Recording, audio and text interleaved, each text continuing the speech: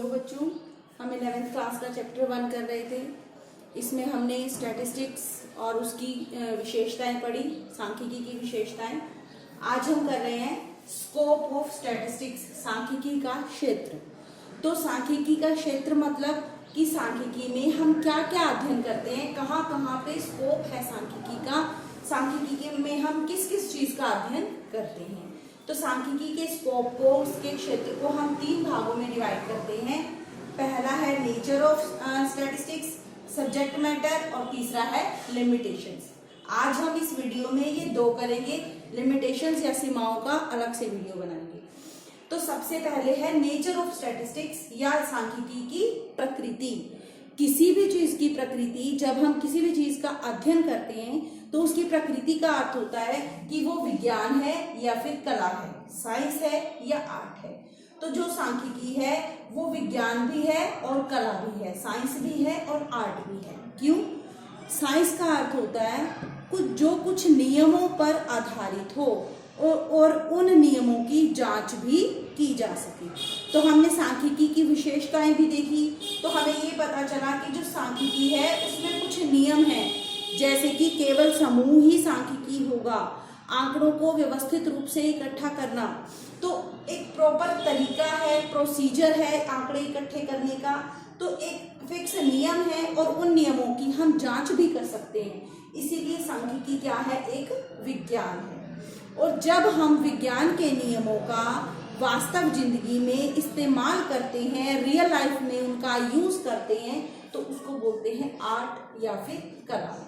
तो सांख्यिकी में जो हम नियम बनाते हैं, उन नियमों को हम अपनी वास्तविक जिंदगी में लागू भी करते हैं। हमारी समस्याओं को सुलझाने के लिए या आंकड़े इकट्ठे करने के लिए हम उन नियमों का पालन भी करते हैं। इसीलिए सांख्यिकी विज्ञान भी है और कला भी है, क्योंकि इसमें नियम बनाए जाते हैं और नियमों की जांच की जाती है, इसलिए विज्ञान है। और उन नियमों को वास्तविक जिंदगी में लागू भी किया जाता है आंकड़े इकट्ठे करने के लिए, इसलिए ये कला भी है।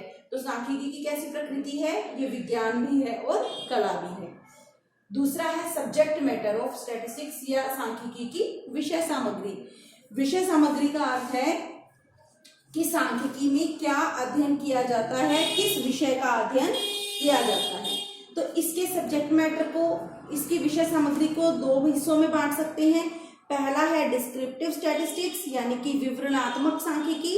दूसरा है इन्फ्रेंशियल स्टैटिस्टिक्स यानी कि निष्कर्षात्मक सांख्यिकी। डिस्क्रिप्टिव स्टैटिस्टिक्स या विवरणात्मक सांख्यिकी का अर्थ है किसी चीज को डिस्क्राइब करना या किसी चीज का डिटेल में विवरण देना। तो सांख्यिकी में हम डिटेल में आंकड़े इकट्ठे करते हैं, उन आंकड़ों को प्रस्तुत करते हैं। तो हम आंकड़ों का डिटेल में या उनका विस्तृत रूप में विवरण देते हैं, उसको बोलते हैं विवरणात्मक सांख्यिकी। तो हम आंकड़े ना केवल इकट्ठे करते हैं, उनको डिस्क्राइब करते हैं, उनका डिटेल में विस्तृत रूप में विवरण देते हैं, उनको टेबल, चार्ट, ग्राफ इनके द्वारा प्रस्तुत भी करते हैं। तो सांख्यिकी में क्या, इससे एक तो है डिस्क्रिप्टिव स्टैटिस्टिक्स यानी कि हम उनका विवरण देते हैं। दूसरा है इन्फ्रेंशियल स्टैटिस्टिक्स, निष्कर्षात्मक सांख्यिकी। इसका अर्थ है कि जो हमने आंकड़े इकट्ठे किए, हमने उनको ढंग से विवरण दिया, प्रस्तुत किया, उन आंकड़ों से हम कुछ निष्कर्ष भी निकालते हैं।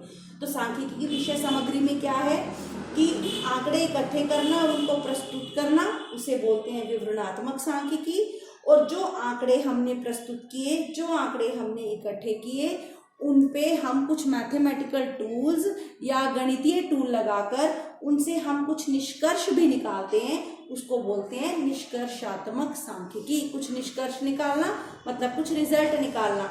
जैसे कि हमने सभी बच्चों के आंकड़े इकट्ठे किए, उनको टेबल में इकट्ठा किया, वो है विवरणात्मक सांख्यिकी। और उसके बाद हमने निष्कर्ष निकाला कि इस क्लास में से ये बच्चा फर्स्ट है और ये सेकंड है, तो वो क्या हो गया? निष्कर्षात्मक सांख्यिकी, क्योंकि हमने उन्हीं आंकड़ों में से कुछ ना कुछ निष्कर्ष निकाला। उम्मीद है आपको ये समझ में आया होगा।